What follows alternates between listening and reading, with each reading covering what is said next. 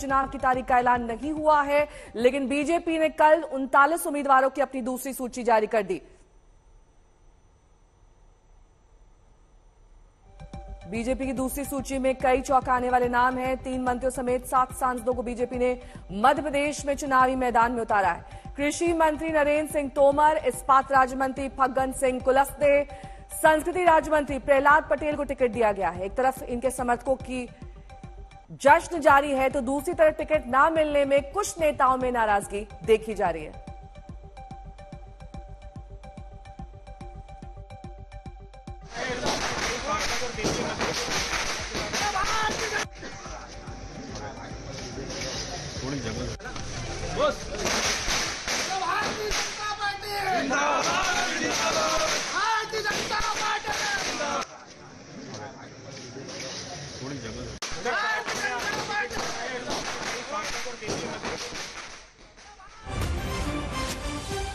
तो बड़ी खबर आपको बता दें, एमपी में बीजेपी ने विधानसभा की दूसरी लिस्ट से सबको चौंका दिया है। कई चौंकाने वाले नाम इसमें सामने आए हैं। कईयों को बाहर का रास्ता दिखाया गया है, जिसको लेकर उनमें नाराजगी है। केंद्रीय मंत्री नरेंद्र सिंह तोमर को दिमनी से टिकट दिया गया है।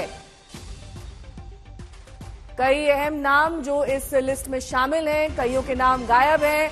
ऐसे में अब मध्य प्रदेश की राजनीति गर्मा गई है। प्रहलाद पटेल को नरसिंहपुर से टिकट दिया गया है।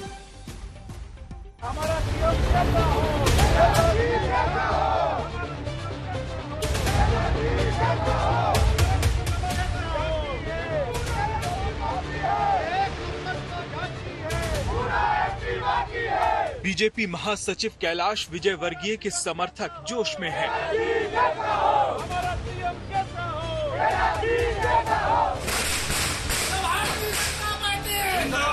आतिशबाजी हो रही है, मिठाइयां बांटी जा रही हैं।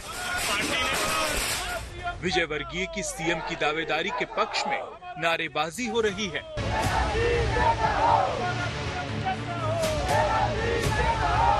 कल बीजेपी ने जब मध्य प्रदेश विधानसभा चुनाव के लिए 39 उम्मीदवारों की अपनी दूसरी सूची जारी की, तो उसमें चौंकाने वाला नाम कैलाश विजयवर्गीय का भी था।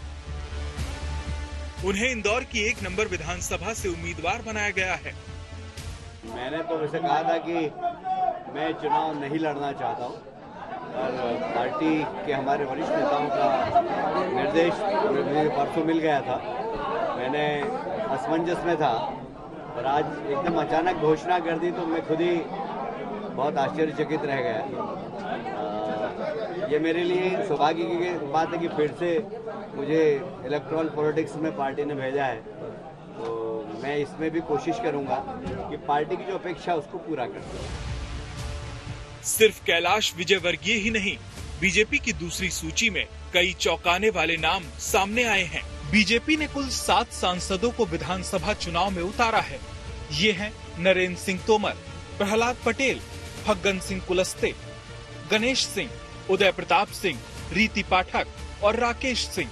इनमें 3 मंत्री हैं। कृषि मंत्री नरेंद्र सिंह तोमर, केंद्रीय इस्पात राज्य मंत्री फग्गन सिंह कुलस्ते, संस्कृति राज्य मंत्री प्रहलाद पटेल। राजनीतिक जीवन में पहली बार विधानसभा का चुनाव लड़ने का फैसला पार्टी ने किया है। भारतीय जनता पार्टी की रणनीति आप हमेशा से देखते हो कि रणनीति में कार्यकर्ता की भूमिका पार्टी तय करती है। जी हम लोग बार बार कहते हैं, कई बार आप लोगों को लगता होगा, लेकिन इससे साबित हो गया कि नहीं, पार्टी का कार्यकर्ता सारे लोग हैं। कोई मंत्री है, कोई सांसद है, कोई पदाधिकारी है, कोई राष्ट्रीय पदाधिकारी है, लेकिन जब पार्टी आदेश करती है तो हम उसका स्वागत भी करते हैं और उसके प्रति आभार व्यक्त करते हैं। कैलाश विजयवर्गीय के समर्थक अपने नेता को सीएम पद का दावेदार बता रहे हैं, तो क्या प्रहलाद पटेल भी खुद को सीएम पद का दावेदार मान रहे हैं? क्या प्रहलाद पटेल भी मुख्यमंत्री पद के दावेदार हैं? इसका उत्तर दे रहे हैं, मैं उचित नहीं समझता हूँ। उधर केंद्रीय कृषि मंत्री नरेंद्र सिंह तोमर के घर भी जश्न का माहौल है। टिकट का ऐलान होते ही समर्थक तोमर के घर मिठाइयों के साथ पहुंचने लगे। और जैसे ही उनके नाम की घोषणा हुई है, उन्हें बधाई देने वालों का तांता जो है उनके बंगले पे लग गया है। भोपाल में तेज बारिश के बीच बड़ी संख्या में लोग जो हैं उन्हें बधाई देने पहुंच रहे हैं। हालांकि ये नाम वाकई अपने आप में काफी ज्यादा चौंकाने वाले हैं, क्योंकि सवाल उठा रही है कांग्रेस इस बात को लेकर के कि क्या एमपी में उम्मीदवारों की कमी थी जो सांसदों और केंद्रीय मंत्रियों तक को टिकट देने पड़ रहे हैं। और ये बता रहा है कि भाजपा मध्य प्रदेश का चुनाव हार रही है, ये कांग्रेस का आरोप है। लेकिन भाजपा की ने भी एक रणनीति के तहत इन टिकटों में बड़े बड़े नामों को जगह दी है। आपको बता दें कि नरेंद्र सिंह तोमर के अलावा केंद्रीय मंत्री राज्य मंत्री प्रहलाद सिंह पटेल, फग्गन सिंह कुलस्ते को टिकट मिला है। इसके अलावा सीधी से जो सांसद है रीति पाठक, उन्हें टिकट दिया गया है। सतना से सांसद है गणेश सिंह, उन्हें टिकट दिया गया है।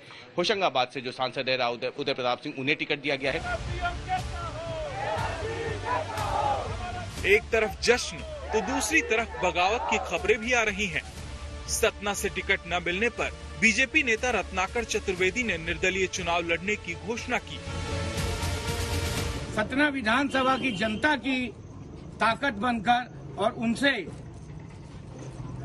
चर्चा करके और उनसे आदेश लेके, और अगर मुझे ऐसा लगता है कि सतना की जनता मुझे आशीर्वाद देगी तो मैं निश्चित निर्दलीय चुनाव लड़ूंगा।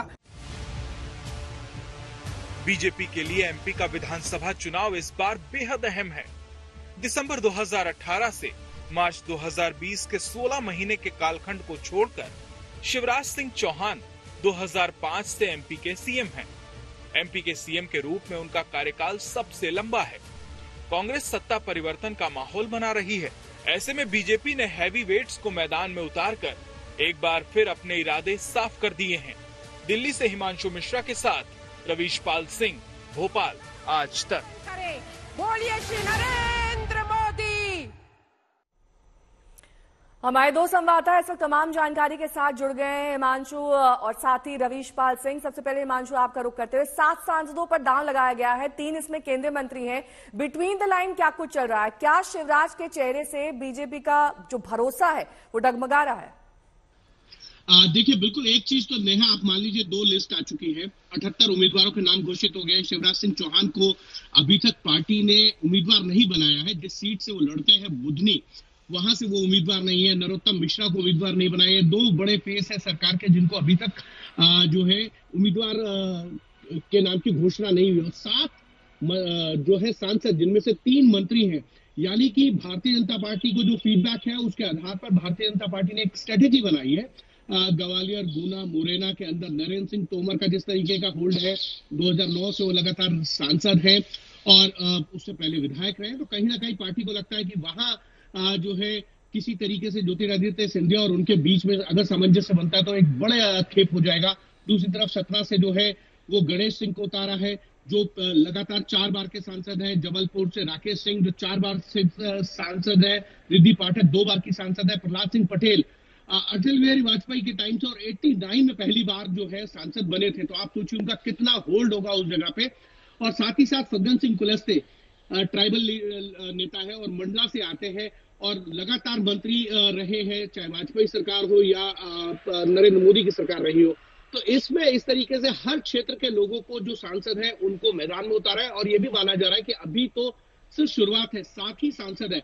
जहां तक मेरी जानकारी है, मुझे लगता है कि ये संख्या जो है आने वाले दिनों में आपको 15। मैं लौटूंगी आपके पास। रवीश पाल सिंह हमारे सहयोगी भी जुड़े हुए हैं तमाम जानकारी के साथ। रवीश, ये जो दूसरी सूची बीजेपी ने जारी की है, इसे किस नजरिए से देखा जा रहा है वहां?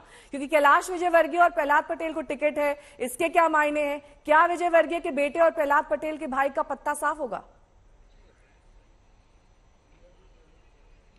देखिए, बिल्कुल संकेत साफ है नेहा। आपको याद होगा प्रधानमंत्री नरेंद्र मोदी जब मध्य प्रदेश आए थे मेरा बूथ सबसे मजबूत कार्यक्रम को संबोधित करने, और जब वो कल भोपाल आए, दोनों ही मौकों पर उन्होंने परिवारवाद पर जमकर हमला बोला था। और उसके बाद से ही माना जा रहा था, बीजेपी की जो अंदरूनी बैठकें होती थी उसमें भी ये बात निकल के सामने आती थी कि भाजपा को परिवारवाद पर, कांग्रेस के परिवारवाद पर जमकर हमला करना है। अब कल जब शाम टिकट आती है तो आप जो टिकटों का घोषणा होती है, तो आप देखिए कि कैलाश विजयवर्गीय को इंदौर 1 से टिकट मिल जाता है, प्रहलाद सिंह पटेल को नरसिंहपुर से टिकट मिलता है। अब नरसिंहपुर से प्रहलाद पटेल के अपने सगे भाई जालम सिंह पटेल विधायक है, यानी इतना साफ है कि उनका नाम कटना तय है।